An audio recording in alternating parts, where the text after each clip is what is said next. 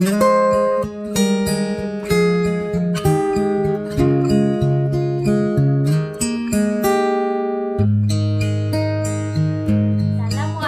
warahmatullahi wabarakatuh. Kami dari kelompok 8 yang beranggota 5 orang.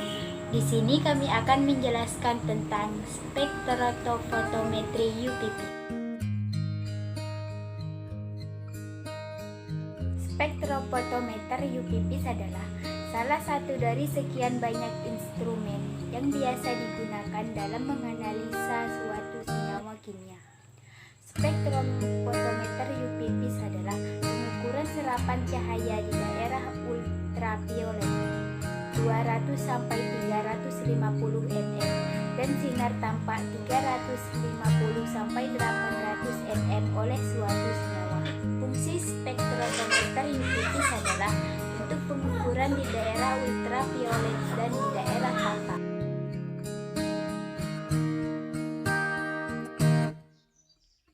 Bagian-bagian spektrofotometer: yang pertama, sumber cahaya; kedua, monomator; ketiga, sampel instrumen; keempat, detektor; kelima, amplifier; keenam, indikator.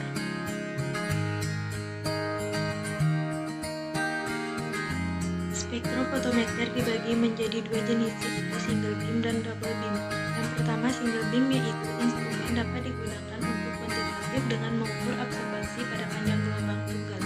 Pengukuran sampel dan larutan belangko atau standar harus dilakukan secara bergantian dengan sel yang sama. Yang kedua, double beam. Spektrofotometer memiliki berkas sinar ganda sehingga dalam pengukuran absorbansi tidak perlu bergantian antara sampel dan larutan belangko. Spektrofotometer double beam memakai absorbansi otomatis sebagai fungsi panjang gelombang.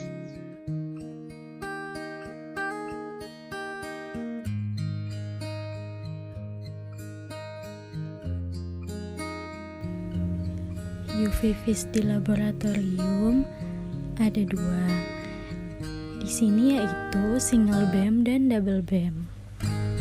Single beam instruments dapat digunakan untuk kuantitatif dengan mengukur absorbansi pada panjang gelombang tunggal. Single beam instruments mempunyai beberapa keuntungan, yaitu harganya murah, sederhana, dan mengurangi biaya yang ada. Itu merupakan keuntungan yang nyata. Beberapa instrumen menghasilkan single beam instrumen untuk mengukur sinar ultraviolet dengan sinar tampak. Panjang gelombang paling rendah adalah 190 sampai 210 nanometer dan paling tinggi adalah 800 sampai 1000 nanometer. Dan kemudian di sini ada double beam instrumen. Double beam dibuat untuk digunakan pada panjang gelombang 190 sampai 750 nanometer. Double beam instrumen di mana mempunyai dua sinar yang dibentuk oleh potongan cermin yang bentuk V yang disebut pemecahan sinar. Sinar pertama melewati larutan belangko dan sinar kedua secara serentak melewati sampel. Mencocokkan fotodetektor yang keluar menjelaskan perbandingan yang ditetapkan secara elektronik dan ditunjukkan oleh alat pembaca.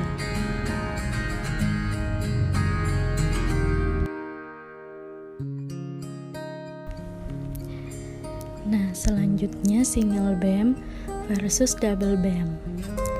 Perbedaan kedua jenis spektrofotometer tersebut hanya pada pemberian cahayanya saja, di mana pada single beam cahaya hanya melewati satu arah sehingga nilai yang diperoleh hanya nilai absorbansi dari larutan yang dimasukkan. Dari kedua jenis spektrofotometer tersebut, spektrofotometer double beam memiliki keunggulan lebih dibandingkan single beam karena absorbansi larutannya telah mengalami pengurangan terhadap nilai absorbansi belangko.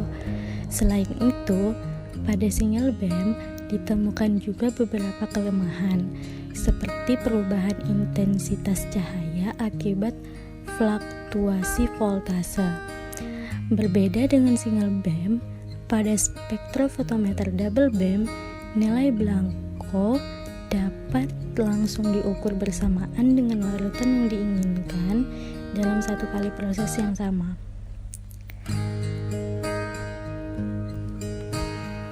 Nah, kemudian bisa dilihat pada gambar UV vis double beam ini. Pada spektrofotometer double beam terdapat dua tempat kuvet. Satu kuvet digunakan sebagai tempat untuk menaruh sampel, sementara kuvet lain digunakan untuk menaruh blanko. Nah, sementara pada gambar yang kita lihat di UV vis single beam,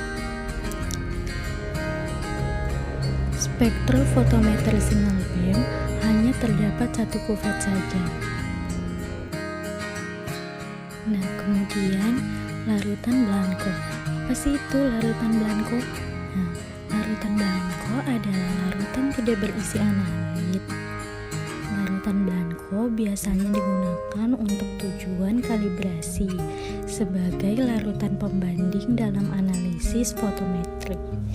Larutan blanko dapat dibagi menjadi 3 jenis, yaitu kalibrasi blanko, larutan yang digunakan untuk membuat titik nol konsentrasi dari grafik kalibrasi. Larutan ini hanya berisi pengenceran digunakan untuk membuat larutan standar. Nah, yang kedua, reagen blanko. Larutan berisi reagen yang digunakan untuk melarutkan sampel. Pembacaan absorbansi untuk larutan ini biasanya dikurangi dari pembacaan sampel.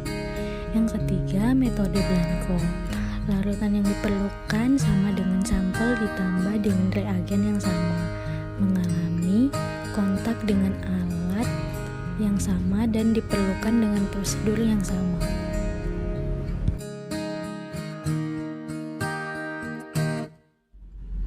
Prinsip kerja spektrofotometri UV vis adalah interaksi yang terjadi antara energi yang berupa sinyal monokromatis dari sumber energi dengan materi yang berupa molekul. Besar energi yang diserap tertentu dan menyebabkan elektron tereksitasi dari ground state ke keadaan tereksitasi yang memiliki energi lebih tinggi. Serapan tidak terjadi seketika pada daerah ultraviolet visible untuk semua struktur elektronik, tetapi hanya pada sistem-sistem terkonjugasi. Struktur elektronik dengan adanya ikatan P dan non-bonding elektron.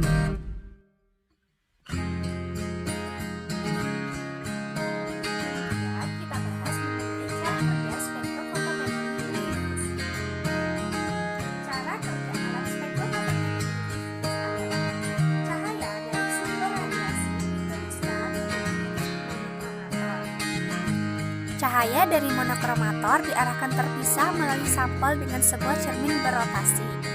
Detektor menerima cahaya dari sampel secara bergantian, secara berulang-ulang.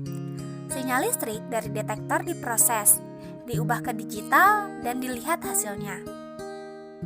Selanjutnya, perhitungan dilakukan dengan komputer yang sudah terprogram.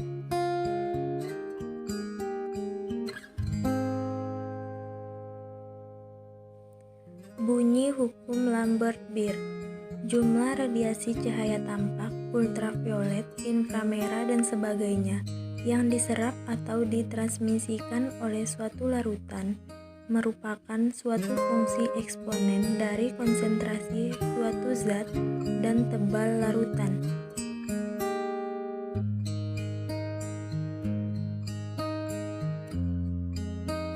Secara eksperimen, hukum Lambert-Beer akan terpenuhi apabila peralatan yang digunakan memenuhi kriteria-kriteria berikut.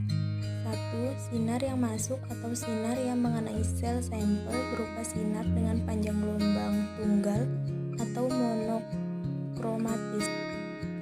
2.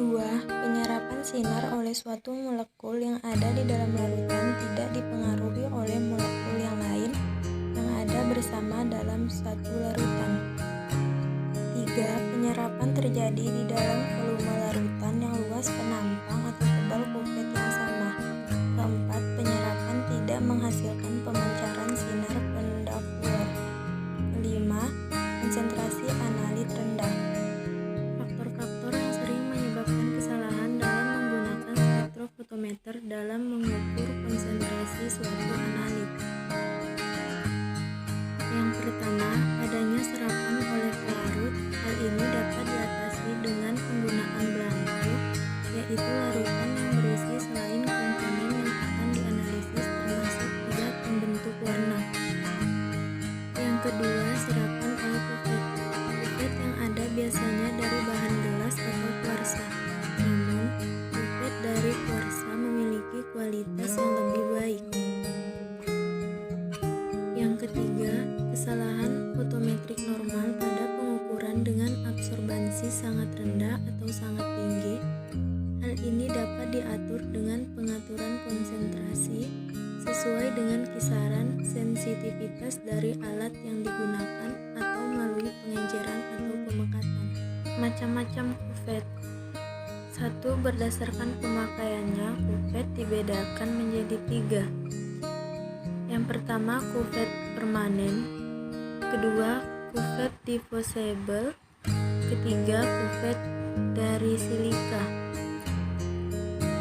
Kuvet permanen dibuat dari bahan gelas atau leburan silika.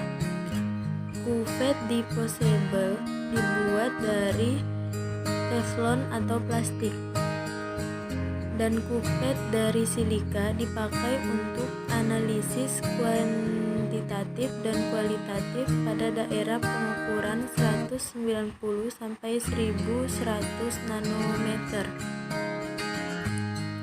Yang kedua, macam kuvet berdasarkan bahannya, yaitu kuvet dari gelas. Dipakai untuk analisis kuantitatif dan kualitatif pada daerah pengukuran 380 sampai 1100 nanometer karena bahan dari gelas dapat mengabsorpsi radiasi UV. Yang ketiga, berdasarkan penggunaannya, terdiri dari 2, yaitu kuvet bermulut sempit dan kuvet bermulut lebar.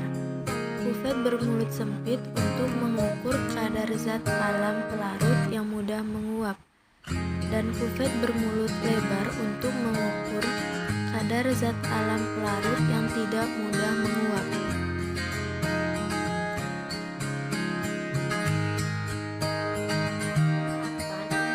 Spektrofotometri salah satu contohnya pada penerapan kafein dalam kopi. Dilihat dari prinsip spektrofotometri, yaitu berdasarkan antara interaksi sumber sinar radiasi dengan materi. Ketika materi itu menyerap radiasi sumber sinar, maka jumlah yang diserap oleh molekul ini nanti akan proporsional dengan jumlah partikel yang ada di dalam senter. Jadi semakin banyaknya sinar yang masuk, maka menunjukkan bahwa jumlah partikel tersebut banyak terdapat dalam sampel, misalkan kafein dalam kopi. Saya ambil salah satu yang harus kita lakukan, yaitu kita membuat larutan standar.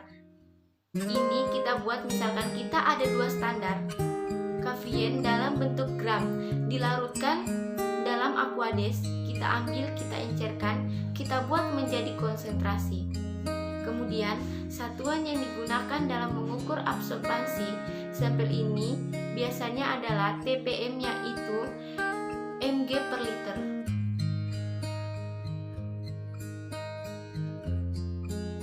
Kelebihan dan kekurangan spektrofotometer. Yang pertama, kelebihannya panjang gelombang dari sinar putih dapat lebih terseleksi. Caranya sederhana, dapat menganalisis larutan dengan konsentrasi yang sangat kecil. Kekurangan spektrofotometer adalah absorbasi dipengaruhi oleh pH larutan, suhu, dan adanya zat pengganggu, dan kebersihan dari kuvetnya dapat dipakai. Sekian video dari kelompok kami. Lebih dan kurang kurangnya saya mohon maaf. Assalamualaikum warahmatullahi wabarakatuh.